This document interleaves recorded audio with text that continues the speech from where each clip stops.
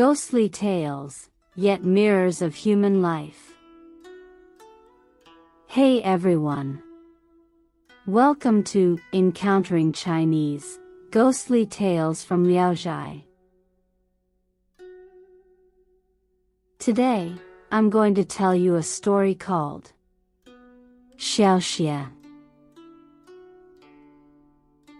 In the mansion of Jiang Bulang's family in Weinan County, Shaanxi, there were many ghosts and spirits, which frequently confused people. As a result, Jiang Bulang moved his entire family away and left only a servant to guard the house. However, the servant soon died under mysterious circumstances. Jiang Bulang replaced the guard with several others, but each one also died, leading him to abandon the mansion entirely and cease all maintenance. In the town lived a scholar named Tao Wang-san, who was known for his charming demeanor and fondness for hiring courtesans for drinks. However, as soon as the drinking session ended, he would send the courtesans away. His friends sometimes deliberately sent courtesans to him, and while he would receive them with a smile and no refusal, he never actually slept with them. Tao Wang-san once stayed at Jiang Bulang's house, and when a maid came to attend to him at night, he firmly refused her, which greatly impressed Jiang Bulang.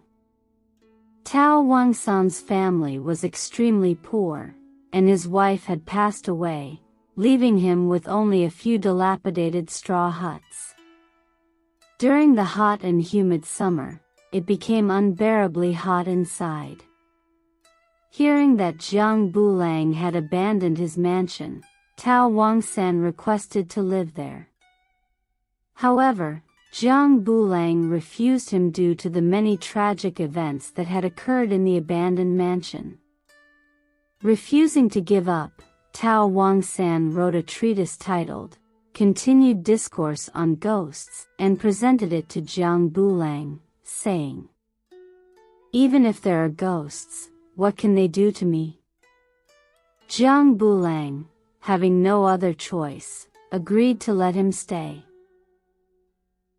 Tao Wang-san came to the mansion to clean the hall and rooms. In the evening, he placed some books in the room and went home to fetch something. When he returned, he found that the books were missing. Puzzled, he lay down on the bed, calmly waiting for the situation to resolve itself. After about an hour, he heard footsteps and, glancing sideways, saw two young women emerge from the inner room and return the missing books to the desk. One of them appeared to be around 20 years old, while the other was perhaps 17 or 18. Both were beautiful, and they hesitated slightly as they approached the bed, exchanging smiles. Tao Wang-san lay still, pretending not to notice. The older woman raised one foot and kicked Tao Wang-san's abdomen, while the younger one covered her mouth and giggled quietly. Tao Wang-san felt his mind start to waver, struggling to maintain control, but he still ignored them. The older woman then approached and used her left hand to stroke Tao Wang-san's beard and her right hand to gently pat his face, making a soft noise. The younger woman laughed even more. Suddenly, Tao Wang-san sat up and shouted, "How dare you ghosts be so disrespectful to me?" The two women were immediately frightened and fled. Fearing that he might be tormented again by the women during the night, Tao Wang-san considered moving back home. However, feeling embarrassed about his earlier harsh words, he decided to stay and read by candlelight. In the dark, shadows of ghosts flitted around him, but he pretended not to see them. As it neared midnight, he prepared to rest, but kept the candle burning. As soon as he closed his eyes, he felt something very fine being poked into his nostrils, causing intense itching and making him sneeze loudly. Faint laughter could be heard from the darkness. Tao Wang-san remained silent and continued to feign sleep, waiting for them. Before long, he saw the younger woman twisting a piece of paper into a thin string and quietly approaching him like a crane or a heron. Tao Wang-san suddenly jumped up and scolded her, and she floated away. However, as Tao Wang-san tried to settle down again, the two women returned to poke his ears. The entire night was plagued by their disturbances, making it almost unbearable. It was only when the rooster crowed at dawn that the room fell silent, allowing Tao Wang-san to finally get some restful sleep. The entire day passed without further incident. After the sun had shifted west, the two girls appeared again, in a dazed manner. Tao Wang-san decided to cook a meal and stay up all night. The older girl gradually approached, leaning on the table while watching Tao Wang-san read. She then covered Tao Wang-san's book with her hand. Tao Wang-san, enraged, tried to catch her, but she floated away immediately. After a while, she returned and covered the book again. Tao Wang-san had no choice but to hold the book down with his hand while reading. The younger girl quietly came up behind him, crossed her hands over his eyes, and quickly moved away, standing at a distance and smiling. Tao Wang-san pointed at them and scolded. "You little devils! If I catch you, I'll kill you both." The girls approached without fear. Tao Wang-san then teased them, saying, "Do you want to sleep with me? I don't understand the matters between husband and wife, so it's useless to bother me." The two girls smiled slightly, then turned and went to the kitchen, chopping wood and washing rice to cook for Tao Wang-san. Tao Wang-san, seeing their efforts, praised them. "What you're doing is certainly better than causing a ruckus." Soon, the porridge was ready. The girls competed to place the spoon, chopsticks, and bowl on the table. Tao Wang-san said, "I'm truly touched by your hard work. How should I repay you?" The girl laughed and replied, "The porridge has been mixed with arsenic." Tao Wang-san responded, "I have no enmity with you. I don't believe you would harm me." Saying this, he drank the porridge, and the girls served him more. Tao Wang-san was pleased to see them doing this and was no longer surprised by their behavior. As time went on, they became more familiar with each other, and Tao Wang-san sat down with the two girls to have a heartfelt conversation. He asked them their names. The older girl said, "I'm Qiao Rong, surnamed Xiao. She's Miss Xiao from the Wan family." Tao Wang-san inquired about their backgrounds. Xiao smiled and said, "Silly sir, aren't you afraid to reveal your true self? Why ask about our background? Do you intend to marry us?" Tao Wang-san replied seriously, "In the presence of two beautiful women, how could I not be moved? But if one is afflicted by ghostly influences, they won't live long. If you don't wish to stay with me, you can leave. If you do, just stay here peacefully. If you don't love me, why should I taint two lovely ladies? If you do love me, how could you bear to kill me?" The two girls exchanged glances, touched by his words, and from then on, they no longer played tricks or teased Tao Wang-san excessively. However, they still occasionally reached into his embrace or pulled his pants down to the floor, which Tao Wang-san didn't mind and considered not worth mentioning. One day, Tao Wang-san went out before he had finished copying his books. When he returned, he saw Xiao bent over the table, holding a pen and copying for him. Upon noticing Tao Wang-san, she dropped the pen and gave him a sidelong glance with a smile. As Tao Wang-san approached and examined the writing, he saw that although it was not very well done, the lines were still properly aligned. Tao Wang-san praised her, saying, "You have a refined nature. If you are willing to copy, I will teach you how to write." He then embraced Xiao and taught her the strokes of the pen. At this moment, Qiu Rong entered from outside and, upon seeing this scene, her expression immediately changed, showing signs of jealousy. Xiao smiled and said, "When I was a child, I learned to write with my father. It has been a long time since I last wrote. It feels like a dream." Qiu Rong said nothing.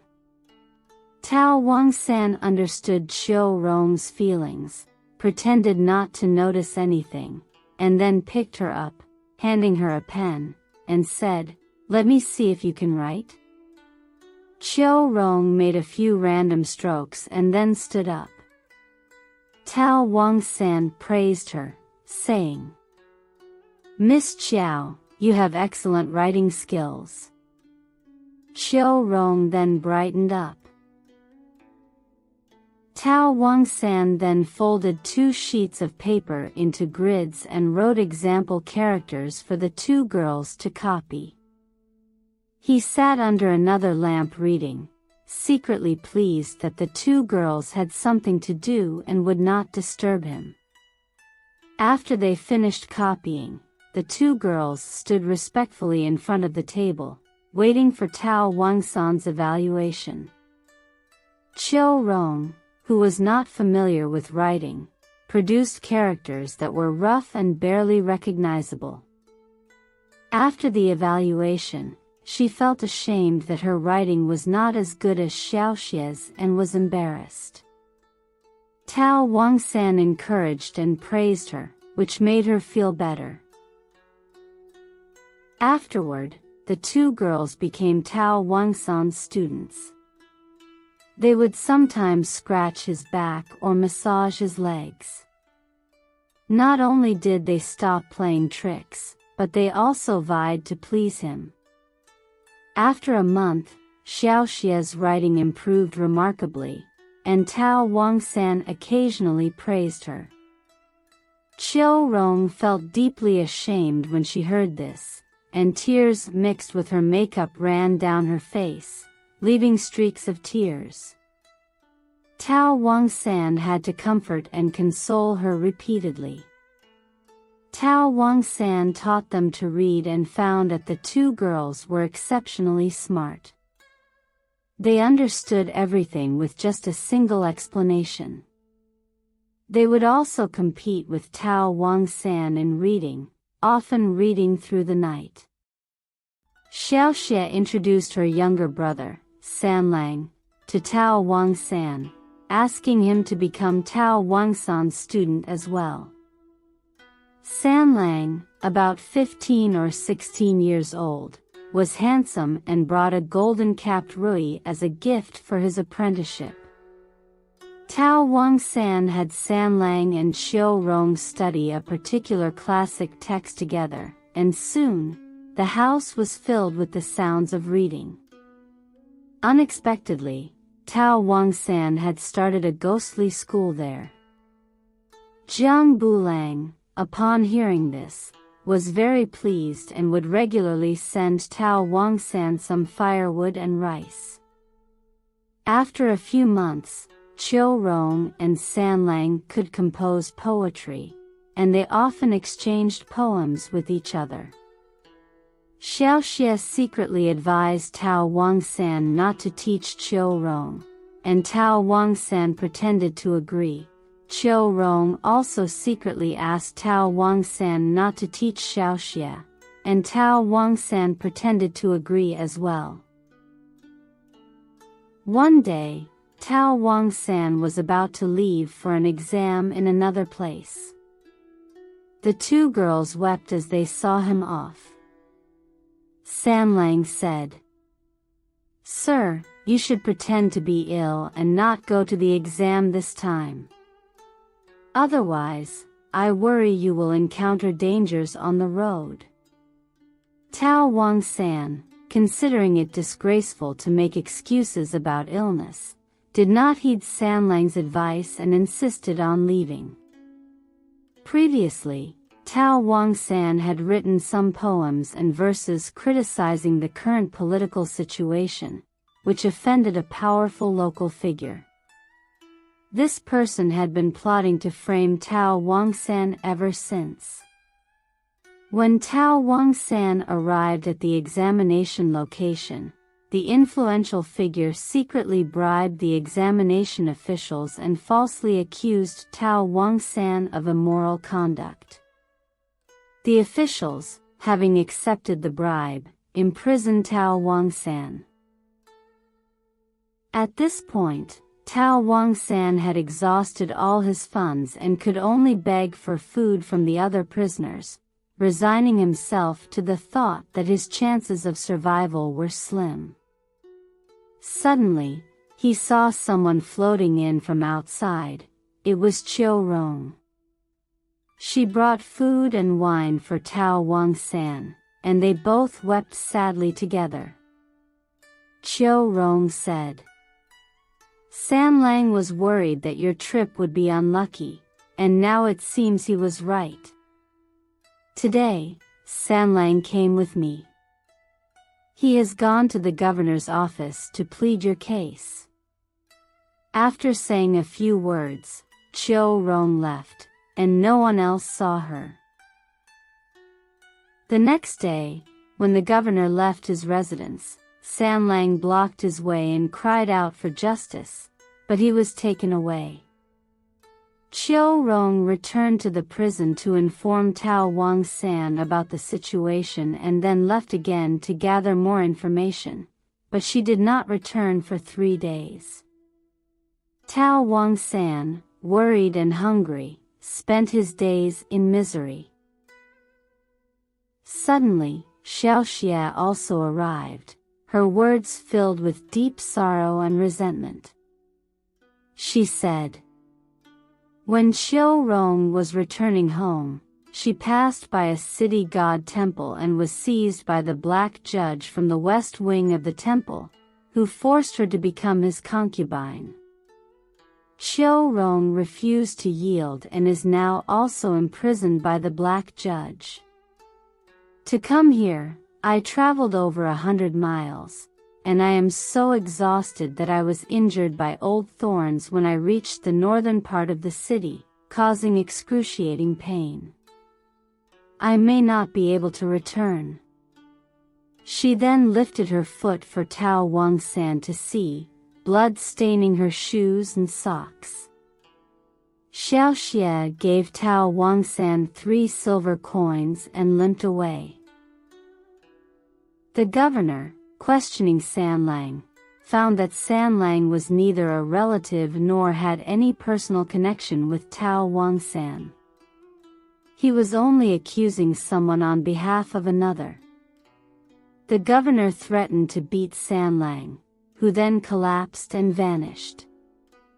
The governor was puzzled by this and, upon reviewing Sanlang's petition, found it to be deeply moving and filled with genuine sorrow.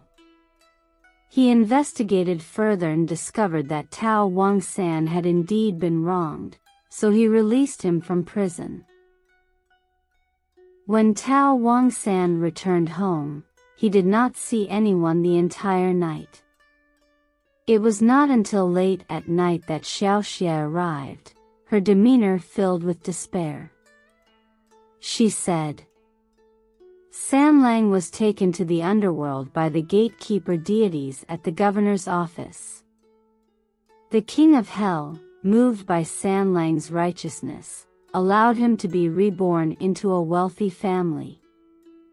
Sister Qiu Rong has been imprisoned for a long time. I tried to submit a petition to the city god, but it was suppressed by his subordinates, and my appeal never reached him. What should we do?"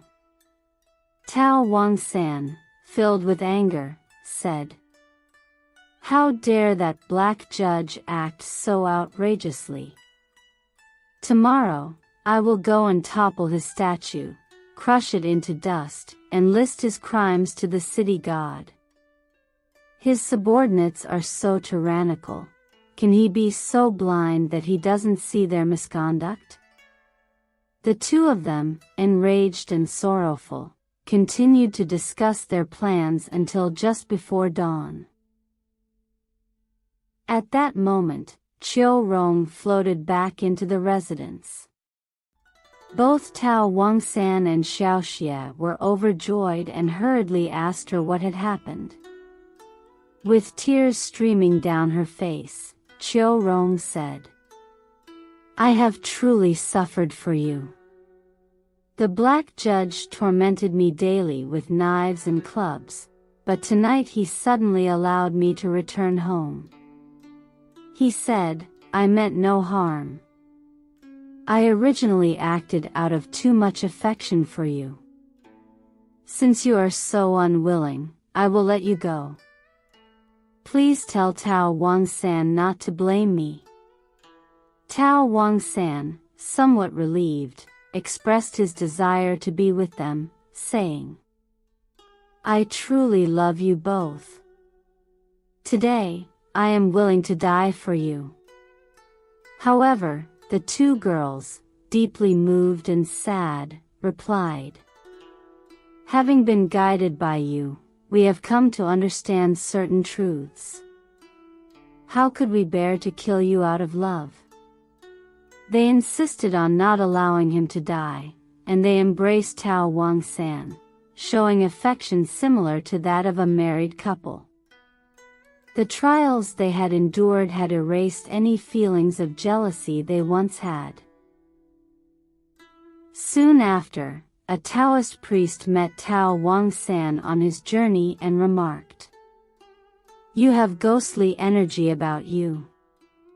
Tao Wangsan found these words unusual and shared the truth with the Taoist. The priest replied, "It seems these two ghosts are very kind to you. Don't let them down." He then drew 2 talismans and gave them to Tao Wangsan, saying, "Take these 2 talismans and give one to each of the ghosts. From now on, their fortune and fate will depend on their own merits. If you hear someone crying for a daughter outside, immediately have them swallow the talisman and hurry outside. The one who gets out first will have the chance to be reborn." Tao Wangsan thanked the priest, took the talismans, and relayed the instructions to the 2 girls. More than a month later, they indeed heard someone outside crying for a daughter. The 2 girls rushed out, but Xiao, in her haste, forgot to swallow the talisman. When they saw the funeral procession approaching, Qiu Rong ran out directly, entered the coffin, and disappeared. Xiao was unable to enter and returned in tears. When Tao Wangsan went outside, he saw that it was the funeral procession of the daughter from the local prominent Hao family. Everyone was astonished when they saw a woman enter the coffin. After a while, they heard a voice coming from the coffin. They opened it to check and found that the Hao family's daughter had been revived. The family then placed the daughter temporarily outside Tao Wangsan's house, with family members keeping watch over her.